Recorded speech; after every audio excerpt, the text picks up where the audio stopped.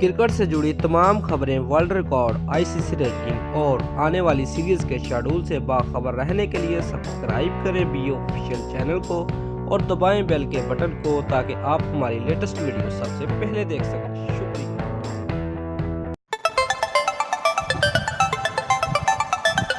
Viewers, cricket world cup के 19वें match में England ने वेस्ट इंडीज को 8 विकेटों से शिकस्त दे दी।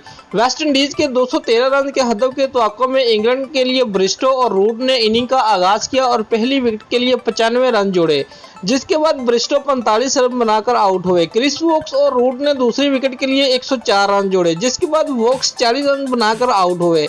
स्टंपिंग में खेले जा रहे मेगा इवेंट के 19वें मैच में इंग्लिश कप्तान इवन मॉर्गन ने टॉस जीतकर वेस्ट इंडीज को पहले बैटिंग की दावत दी।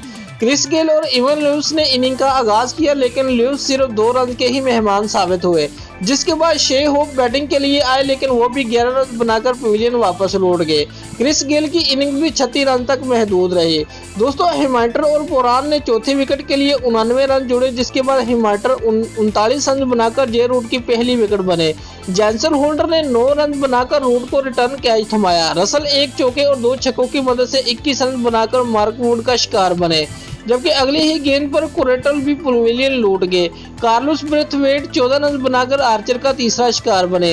वेल्स 45वें ओवर में पूरी टीम 212 रन पर ढेर होगी। इंग्लैंड की तरफ से जोफ्रा आर्चर और मार्क वुड ने 3-3, जबकि जे रूट ने 2, क्रिस वोक्स और लियाम प्लिंकन ने 1-1 विकेट हासिल की।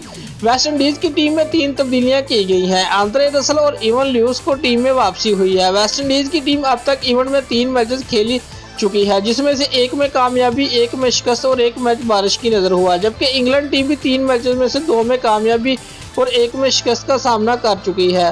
दोस्तों, अगर आपको हमारी ये वीडियो पसंद आई है तो लाइक और कमेंट लाजमी करें और हमारे चैनल को सब्सक्राइब करना मत भूलिए। शुक्रिया।